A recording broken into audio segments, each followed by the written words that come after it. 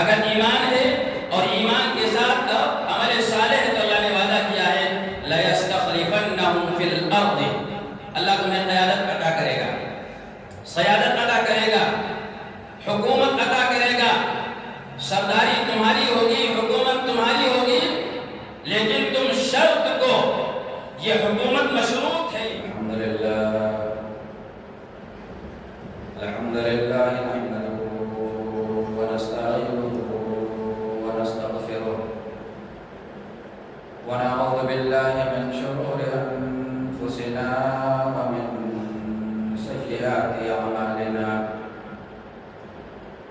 من يهده الله فلا مضل له ومن يضلل فلا هادي له واشهد ان لا اله الا الله وحده لا شريك له واشهد ان محمدا عبده ورسوله قال الله تبارك وتعالى في كلامه المجيد فأعوذ بالله السميع العليم من الشيطان الرجيم بسم الله الرحمن الرحيم يا أيها الذين آمنوا اتقوا الله حق تقاته ولا تموتن إلا وأنتم مسلمون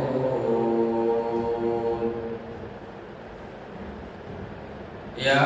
أيها الذين آمنوا اتقوا الله حق تقاته ولا تموتن إلا وأنتم مسلمون يا أيها الذين آمنوا اتقوا الله وقولوا قولا سديدا يصلح لكم أعمالكم ويغفر لكم ذنوبكم ومن يطع الله ورسوله فقد فاز فوزا عظيما أما بعد فإن خير الحديث كتاب الله وخير الهدي هدي محمد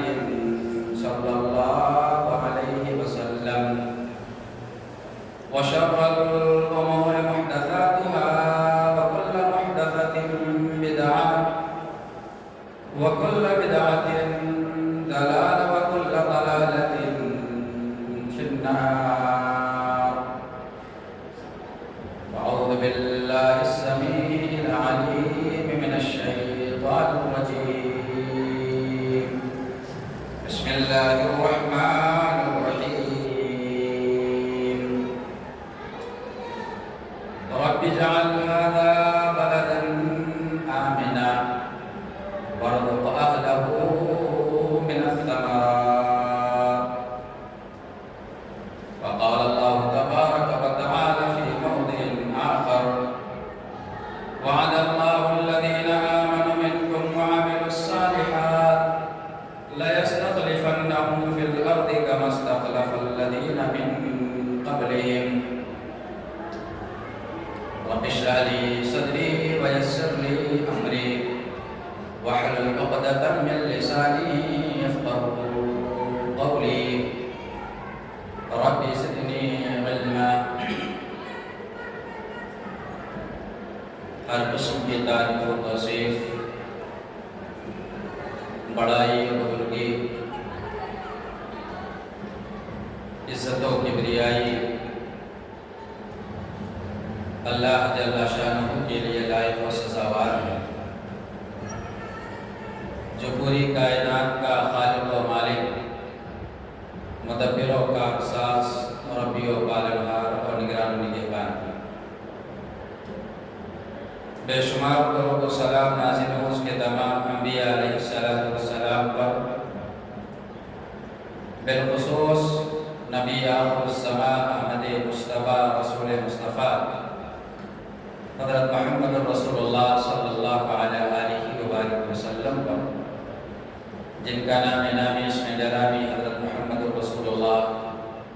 صلی اللہ علیہ وآلہ وسلم اللهم صل على محمد وعلى آل محمد كما صليت على إبراهيم وعلى آل إبراهيم إنك حميد مجيد. اللهم بارك على محمد وعلى آل محمد كما باركت على إبراهيم وعلى آل إبراهيم إنك حميد مجيد. خطبہ مسنونہ اور خطبۃ الحاجہ کے بعد میں نے قرآن کریم کی دو مختلف مقامات سے چند آیات آج کے خطبہ جمعہ کے مناسبت سے تلاوت کی. اللہ تبارک و تعالیٰ ان آیات کی روشنی میں ہمیں کچھ کہنے اور ہم سب کو اس پر عمل کرنے کی توفیق عطا فرمائے. قرآن کریم کی آیات کی روشنی میں خطبہ جمعہ کا جو موضوع ہے وہ یہ ہے کہ توحید امن و امان اور شانتی کا ضامن ہے. ظاہر بات ہے نبی اکرم صلی اللہ علیہ وسلم کی بعثت اور آپ کی یہ توحید کی دعوت ایسے ادوار سے شروع ہوتی ہے اور ایسے علاقے اور بستی سے شروع ہوتی ہے جہاں امن تار تار ہو چکا تھا. ظلم اور زیادتی کی جتنی بھی قسمیں تھیں ساری قسمیں عرب اور عرب کے باشندوں اور وہاں کے باسیوں کے اندر موجود تھیں. اس ظلم کے اندر اپنوں اور بیگانوں کی کوئی تمیز نہیں تھی. خاندان اور خاندان میں کوئی فرق نہیں تھا. قبیلے اور قبیلے کے اندر کسی قسم کا کوئی امتیاز باقی نہیں تھا. ایک قبیلے کا تصادم اگر دوسرے قبیلے سے ہوتا تو لڑائی اور جھگڑے کا یہ سلسلہ صدیوں تک چلتے رہتا. ان کی اولاد انتقامی کارروائی کے لیے، بدلہ لینے کے لیے، خون بہانے کے لیے اپنی عزت نفس کو بھی قربان کر دینے کے لیے تیار ہو جاتے تھے. لیکن جب اللہ کے نبی صلی اللہ علیہ وسلم نے توحید کے علم کو اٹھایا، توحید کی دعوت عام کرنی شروع کی، تو نہ صرف موحدین کی ایک بڑی جمعیت تیار ہوئی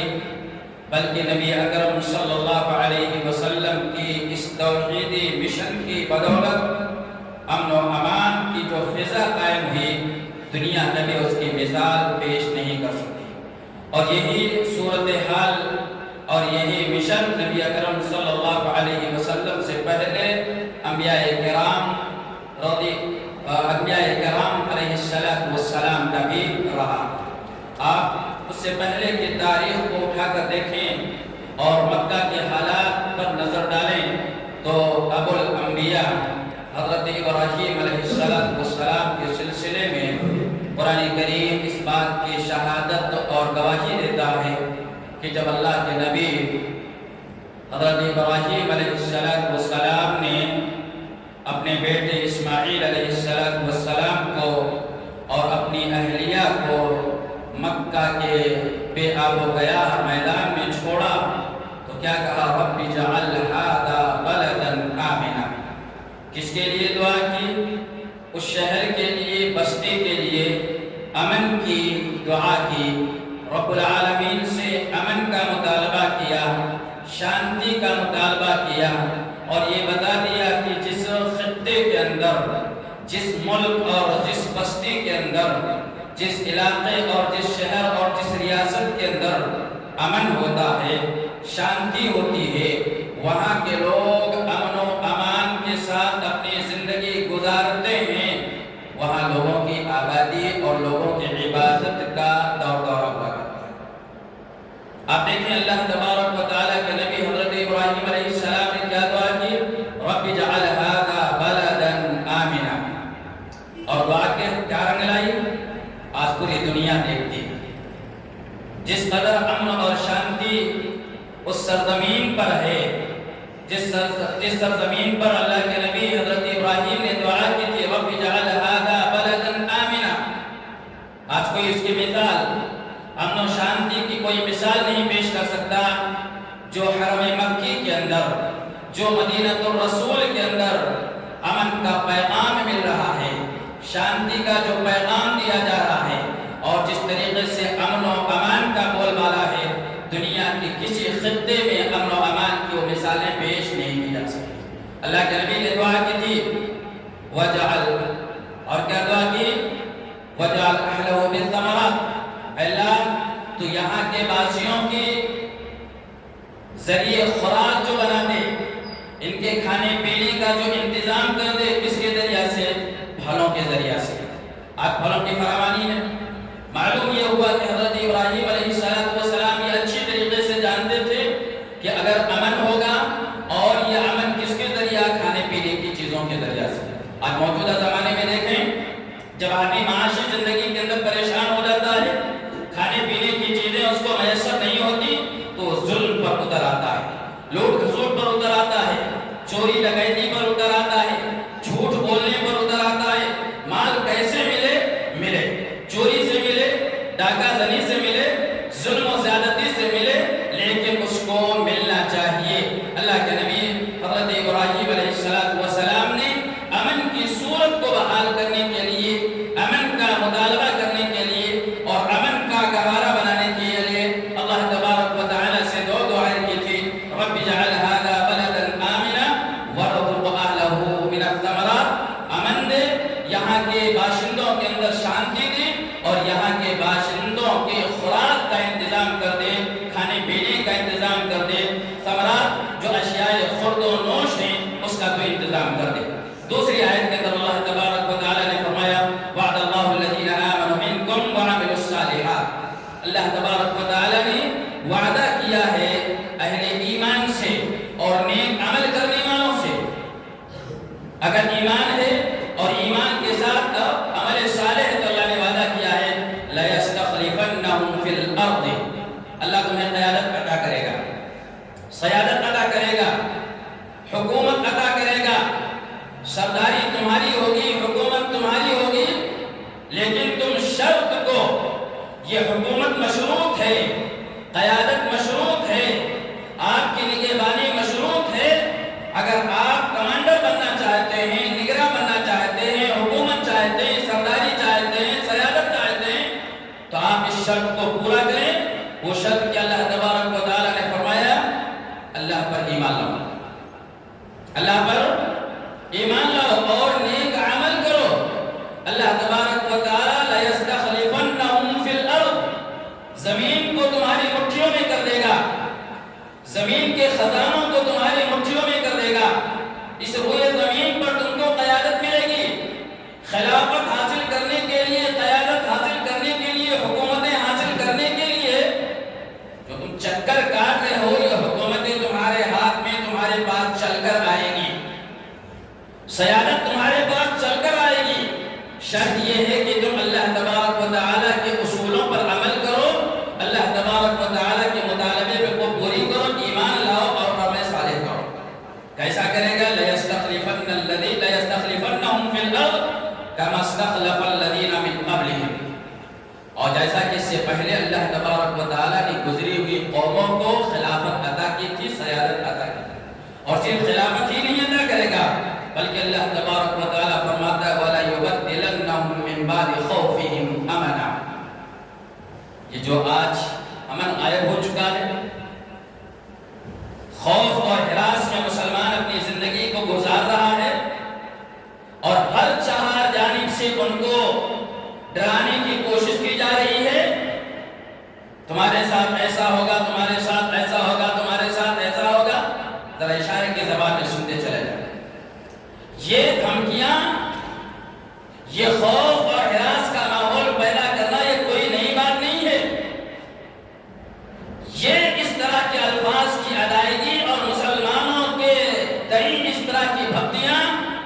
آج سے 1400 سال پہلے محمد الرسول اللہ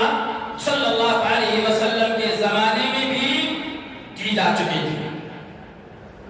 حضرت ابراہیم علیہ السلام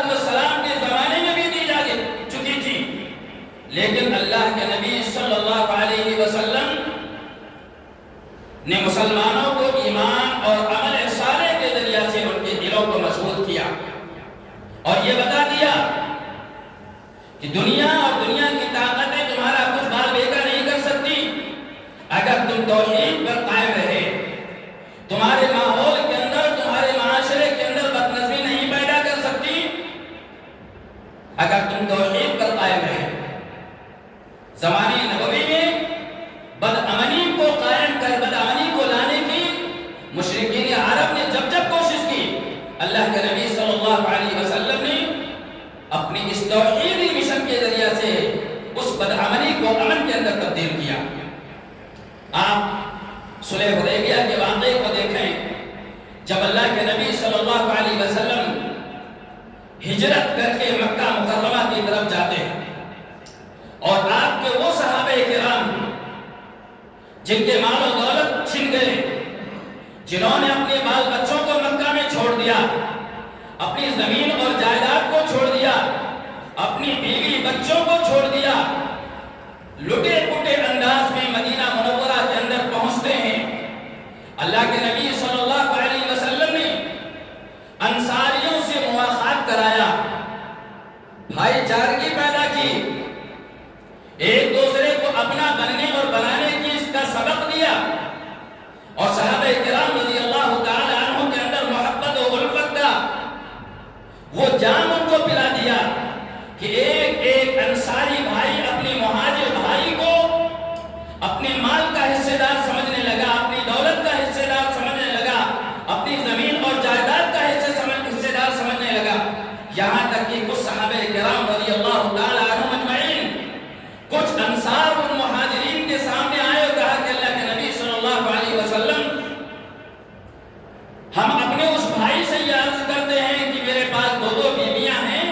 میں اپنی دو بیویوں میں سے ایک بیوی جس کو وہ پسند کرے میں اس کو طلاق دیتا ہوں، عدت پوری کرنے کے بعد اس سے نکاح کروں۔ یہ موافقت اور یہ محبت پیدا کی اللہ کے نبی صلی اللہ علیہ وسلم نے انصار اور مہاجرین کے اندر۔ یہی مہاجرین 8-10 سال کے بعد، 6 سال کے بعد جب مدینہ منورہ سے نکل کر مکہ مکرمہ کی طرف عمرہ کرنے کی غرض سے جاتے ہیں اور حدیبیہ کے مقام پر پہنچتے ہیں تو عرب کے مشرکین کو پتہ چلتا ہے کہ اللہ کے نبی صلی اللہ علیہ وسلم اپنے چند صحابہ کرام کے ساتھ پھر مکہ مکرمہ میں داخل ہو رہے ہیں۔ چاروں طرف سے اللہ کے رسول صلی اللہ علیہ وسلم کو گھیر لیا جاتا ہے، آپ کے راستے کو روک دیا جاتا ہے، اہل عرب کی، مشرکین عرب کی نیندیں حرام ہو جاتی ہیں کہ کہیں ایسا تو نہیں کہ اللہ کے نبی صلی اللہ علیہ وسلم اپنی جماعت اور جمعیت کے ساتھ کچھ نئے منصوبے لے کر مکہ مکرمہ کے اندر داخل ہو رہے ہیں، آپ کے راستے کو بند کیا جاتا ہے اور عمرہ کرنے کی اجازت نہیں دی جاتی ہے۔ صلح صفائی کا معاملہ آ جاتا ہے، نوبت یہاں تک آ جاتی ہے کہ آپ اس سال عمرہ نہیں کریں گے، آئندہ سال عمرہ کریں گے، لیکن معاملہ گمبھیر ہوتا جا رہا تھا۔ اتنے میں ایک اہل عرب کا، قریش کا ایک بڑا نمائندہ جن کا نام سہیل بن عمر تھا، قریش کے بڑے نمائندوں میں سے تھے اس وقت جن کا نام سہیل بن عمر تھا، جب دیکھا کہ قریش کے کسی بھی فرد کے ذریعہ سے یہ معاملہ صلح صفائی تک نہیں پہنچ پا رہا ہے تو سہیل بن عمر آگے بڑھے۔ اللہ کے نبی صلی اللہ علیہ وسلم نے پوچھا کہ تمہارا کیا نام ہے؟ سہیل بن عمر نے کہا کہ میرا نام سہیل بن عمر۔ اللہ کے نبی صلی اللہ علیہ وسلم نے نیک شگون لیا، اچھا شگون لیا، اسی لیے اللہ کے رسول نے فرمایا تم اپنے بچوں کے اچھے نام رکھا کرو، ناموں کا اثر ان کی زندگی پر پڑتا ہے۔ انٹو بنٹو نام رکھو گے تو وجہ سے اس کی زندگی میں اس کا اثر بھی نکل کر آئے گا۔ ناموں کی تاثیر ہوا کرتی ہے،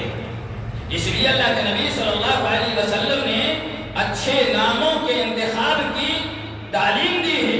کہ جب آپ کے یہاں بچہ پیدا ہو تو اس کے اچھے نام کا انتخاب کریں۔ نبی اکرم صلی اللہ علیہ وسلم کے سامنے جب سہیل بن عمر آئے تو اللہ کے نبی صلی اللہ علیہ وسلم کو اطمینان ہوا اور آپ نے نیک شگون لیا کہ کہا کہ ہاں یہاں معاملہ آسانی کی طرف جائے گا۔ سہیل سے آسانی کے معنی میں فرمایا کہ ہاں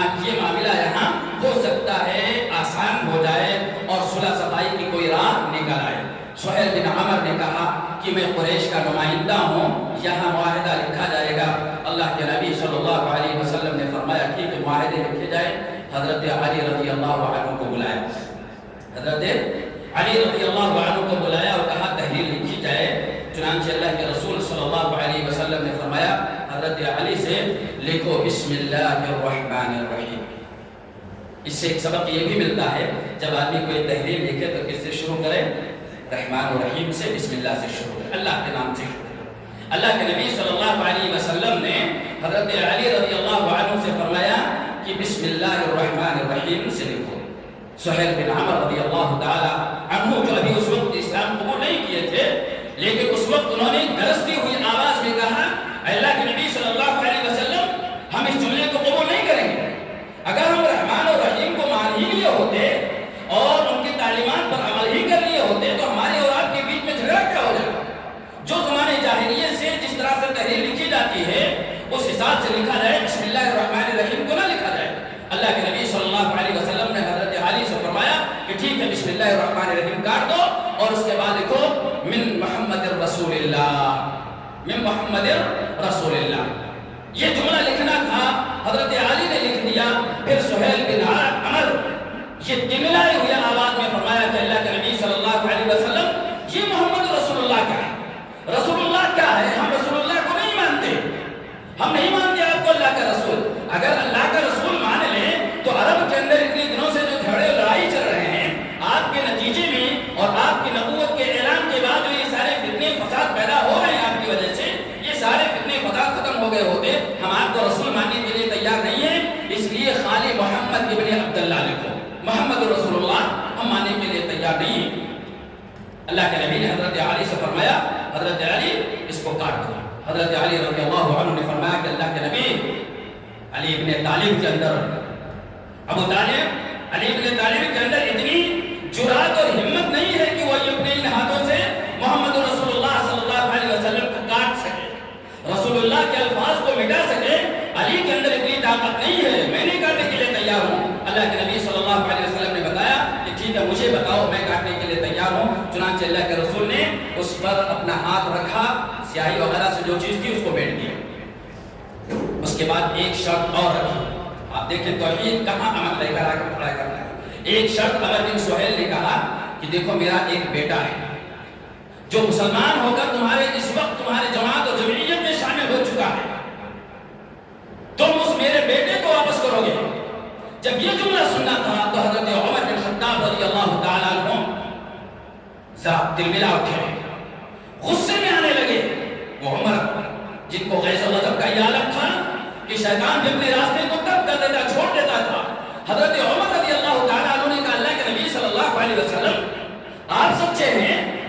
آپ کا دین سچا ہے، آپ کا لایا ہوا پیغام سچا ہے، اتنا نیچے اتر کر معاہدہ کرنے کی کیا ضرورت ہے کہ وہ بسم اللہ کاٹنے کا حکم دے رہے ہیں، بسم اللہ کاٹ دیا جاتا ہے، محمد رسول اللہ کے کاٹنے کا حکم دیا جاتا ہے، اس کو میٹ دیا جاتا ہے، اور آج سہیل بن عمر کی بات اور آج ان کے بیٹے کی واپسی کی بات چل رہی ہے، ان کو واپس کرنے کی بات کی جا رہی ہے۔ اللہ کے نبی صلی اللہ علیہ وسلم نے حضرت عمر بن خطاب رضی اللہ عنہ کی طرف اشارہ کیا اور کہا ذرا خاموش خاموش۔ حضرت ابوبکر صدیق رضی اللہ عنہ کا چہرہ متغیر ہو رہا تھا، حضرت عثمان کسی خاص مہم پر تھے، ان کو خبر ہوئی وہ وہاں پریشان ہیں، لیکن اللہ کے رسول صلی اللہ علیہ وسلم کی پیشانی پر بل نہیں آیا۔ کیوں؟ امن چاہتے تھے، اور اس امن کو توحید کا ایک حصہ سمجھتے تھے کہ اگر توحید ہے تو امن و امان اس دنیا کے اندر قائم ہوتا رہے گا۔ چنانچہ معاہدہ قائم ہو گیا، معاہدہ لکھ دیا گیا، اور پھر وہ دن آیا کہ جب اللہ کے رسول صلی اللہ علیہ وسلم حجۃ الوداع کے موقع پر قربانی دے رہے ہیں، مینا کی سرزمین پر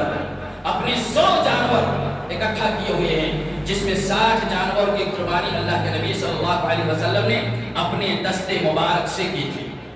60 جانوروں کے گلے پر قربانی خود نبی صلی اللہ علیہ وسلم نے اپنے ہاتھ سے چھری چلائی تھی۔ دیکھا کہ عمر بن سہیل جو یہاں معاہدہ لکھانے کے وقت اتنی سختی کر رہے تھے، وہ اپنی نظروں سے دیکھ رہے ہیں کہ ایک ایک اونٹ نبی کریم صلی اللہ علیہ وسلم کے چھری کے نیچے خود بخود آ کر کھڑے ہو جاتا ہے، اور اللہ کے نبی صلی اللہ علیہ وسلم اس کے گلے پر اپنی چھری کو چلا دیتے ہیں۔ اونٹوں کی اتباع اور فرما برداری کو دیکھ کر سہیل بن عمر اتنے متاثر ہوئے حضرت ابوبکر صدیق رضی اللہ تعالیٰ عنہ کہتے ہیں اللہ کی قسم میں نے اپنی نظروں سے دیکھا، میری ان آنکھوں نے اپنی نظروں سے دیکھا کہ وہ سہیل بن عمر جو کل محمد رسول اللہ صلی اللہ علیہ وسلم کو عمرہ کرنے کی اجازت نہیں دے رہا ہے، وہ سہیل بن عمر جو محمد رسول اللہ صلی اللہ علیہ وسلم کے ذریعہ لکھائے ہوئے بسم اللہ کو میٹنے پر بزر تھا، وہ سہیل بن عمر جس نے محمد رسول اللہ کو قبول نہیں کیا تھا، آج وہی سہیل بن عمر اللہ کے نبی صلی اللہ علیہ وسلم کے سامنے کھڑا ہو کر کہہ رہا ہے اشہد اللہ الہ الا اللہ و اشہد ان محمد رسول اللہ۔ اگر اللہ کے رسول صلی اللہ علیہ وسلم حدیبیہ کے میدان میں صلح حدیبیہ کے موقع پر امن کو برقرار نہ رکھتے اور حضرت عمر خطاب رضی اللہ تعالیٰ عنہ کے کہنے پر لڑائی کر لیتے، اختلاف ہو جاتا، تو آج سہیل بن عمر جیسا شخص محمد رسول اللہ صلی اللہ علیہ وسلم کی لائی ہوئی شریعت اور آپ کی لائی ہوئی توحید کا قائل نہیں بنتا۔ یہ توحید کا ثمرہ تھا، یہ توحید کا ثمرہ تھا۔ میں ایک واقعہ کی بات کو ختم کرتا ہوں کہ توحید کے نتیجے کو دیکھنا ہے، وہ دیکھو مرشد غنوی رضی اللہ تعالیٰ عنہ بڑے جلیل القدر صحابی گزرے ہیں، مرشد بن مرشد الغنوی رضی اللہ تعالیٰ عنہ۔ اور یہ زمانے جاہلیت میں اس زمانے میں ایک خاتون تھی جس کا نام تھا عناق نامی خاتون تھی۔ زمانے جاہلیت میں دونوں کے بڑے گہرے تعلقات تھے،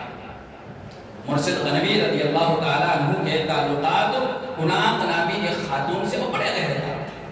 اللہ کا کرنا ایسا ہوا کہ حضرت مرشد غنوی رضی اللہ تعالیٰ عنہ نے اسلام قبول کر لیا۔ ایک دن اللہ کے رسول صلی اللہ علیہ وسلم نے فرمایا جا کر چوری کرو۔ تعجب ہو رہا، بڑا تعجب ہو رہا۔ مرشد غنوی کو اللہ کے نبی صلی اللہ علیہ وسلم نے فرمایا جا کر چوری کرو۔ ظاہر بات بڑا تعجب ہے کہ معاملہ چوری کرنا ہے مسلمان کے لیے جائز نہیں، اور وہ اسلام کا داعی کہہ رہا جا کر چوری کرو۔ اللہ کے نبی صلی اللہ علیہ وسلم کی بات کو سن کر مرشد غنوی نے کہا اللہ کے نبی صلی اللہ علیہ وسلم میں آپ کی بات کو سمجھا نہیں کہ چوری کرنے کا کیا مطلب ہے۔ کہا میرے چند صحابہ کرام فلاں جگہ قید ہیں، ان کو آزاد کرا کے لاؤ، یہ ہے چوری۔ کسی کے مال کو چوری کرنا نہیں ہے، ڈاکہ ڈالنا مقصود نہیں، میرے چند صحابہ کرام کافروں کے نرغے میں ہیں، ان کو آزاد کرا کے لے کر گئے۔ مرشد غنوی رضی اللہ تعالیٰ عنہ لے کر آئے، راستے میں وہ حسین و جمیل خاتون جس سے زمانے جاہلیت میں ان کے تعلقات تھے، دیکھیں توحید کس قدر امن کی طرف لاتا ہے، وہ خاتون نظر آ گئی۔ خاتون نے دور سے پہچان لیا تو مرشد غنوی ہے جو زمانے جاہلیت میں جن سے ہمارے تعلقات تھے۔ اپنے ہاتھوں کو پھیلا کر چیختے ہوئے آئی، ایک آئے مرشد غنوی کیا تم مجھ کو فراموش کر چکے ہو، بھول گئے ہو؟ آ جاؤ کچھ وقت تمہارے ساتھ گزارتے ہیں۔ مرشد غنوی رضی اللہ تعالیٰ عنہ نے فرمایا اب اس موحد رسول اور اس داعی رسول اور داعی توحید کے ہاتھوں پر میرے ہاتھ نے بیعت کر لی، میں محمد رسول اللہ صلی اللہ علیہ وسلم کے ہاتھ پر بیعت کر چکا ہوں، اور ان ہاتھوں میں محمد رسول اللہ صلی اللہ علیہ وسلم کے ہاتھ کو چھو لیا ہے، میں موحد ہو چکا ہوں، لا الہ الا اللہ محمد رسول اللہ کے تقاضوں کو اس وقت پورا کر رہا ہوں، اب یہ ہاتھ تمہاری طرف نہیں ہو سکتا۔ کہا اگر نہیں آؤ گے تو ہنگامہ کر دوں گا، پورا شہر تمہارا تعاقب کرے گا اور تم پکڑ لیے جاؤ گے۔ مرشد غنوی رضی اللہ تعالیٰ عنہ نے فرمایا مجھے اس کی کوئی پرواہ نہیں۔ چنانچہ اس نے شور مچایا، اللہ کے نبی صلی اللہ علیہ وسلم کے صحابی رسول اللہ کے نبی صلی اللہ علیہ وسلم کی طرف دوڑے ہوئے بھاگے اور فرمایا کہ اللہ کے نبی صلی اللہ علیہ وسلم عناق نے میرے تعلق سے اس طرح سے سازش کی ہے، اور اگر کچھ اجازت ہو تو میں اس کے ساتھ نکاح کر لوں۔ اللہ کے نبی صلی اللہ علیہ وسلم نے فرمایا کہ نہیں، مومن کا نکاح کسی مشرک کے ساتھ، مشرک کا نکاح کسی مومن کے ساتھ جائز نہیں ہے۔ مومن کا نکاح مومن کے ساتھ اور مشرک کا نکاح مشرک کے ساتھ ہوگا۔ اللہ کے نبی صلی اللہ علیہ وسلم یہ صحابی اس چیز کو برداشت کرنے کے لیے تیار ہیں، مگر کسی ناجائز طریقے سے خاتون کے لیے کے پاس جانے کے لیے تیار۔ یہ توحید کا فائدہ ہے اور یہ توحید کا جزا اور بدلہ ہے کہ اللہ تبارک و تعالیٰ برے سے برے مسائل پر اور برے سے برے موڑ پر اللہ اللہ تعالیٰ ایسے موحدین کی حفاظت کرتا ہے، ان کو امن اور شانتی کے دائرے میں رکھتا ہے۔ اللہ سے دعا کرو اللہ تبارک و تعالیٰ ہمیں موحد بنائے، ہمیں توحید کا داعی بنائے، توحید کا پیامبر بنائے، توحید کے اصولوں پر عمل کرنے والا بنائے۔ انشاءاللہ دنیا کی کوئی طاقت ہماری بال بیکار نہیں کر سکتی۔ ہم جب تک زندہ رہیں گے، سرخرو ہو کر رہیں گے۔ یہ الگ بات ہے کہ اللہ تبارک و تعالیٰ امتحان کے طور پر، آزمائش کے طور پر کبھی نہ کبھی پریشانیوں میں مبتلا کرتا، یہ اس کی تاریخ رہی ہے، اس کا اصول رہا ہے کہ اللہ تبارک و تعالیٰ نے ہر زمانے میں مسلمانوں کی آزمائش کی گھڑیوں پر اتارا ہے، آزمائش کی منزلوں پر اتارا ہے۔ اور یہ ہمارے اور آپ کے لیے نہیں، انبیاء علیہ السلام بڑے بڑے امتحان سے گزرے ہیں، بڑے بڑے آزمائش سے گزرے ہیں، مگر ان تمام آزمائشوں پر پورا اترنا یہ انبیاء کا قرۂ شان تھا، مسلمانوں کا قرۂ شان ہے کہ وہ جب بھی کوئی پریشانی کے اندر مبتلا ہوں، صبر کا دامن کبھی نہ چھوڑے، توحید کے دامن کو کبھی نہ چھوڑے۔ اللہ تبارک و تعالیٰ انہیں امن سے دوچار کرے گا، شانتی کے ماحول میں رکھے گا۔ اللہ سے دعا کرے کہ اللہ تبارک و تعالیٰ ہمیں موحد بنائے، توحید کے تقاضوں کو پورا کرنے والا بنائے، نبی اکرم صلی اللہ علیہ وسلم کی سنتوں پر چلنے والا بنائے، رسول اللہ صلی اللہ علیہ وسلم کی سنتوں کے تقاضے کو پورا کرنے والا بنائے، اور جب تک دنیا میں زندہ رکھے دین و اسلام پر زندہ رکھے، اور جب خاتمہ ہو تو دین اسلام پر خاتمہ ہو۔ آمین۔ اقول قولی ھذا واستغفر اللہ لی ولکم ولسائر المسلمین۔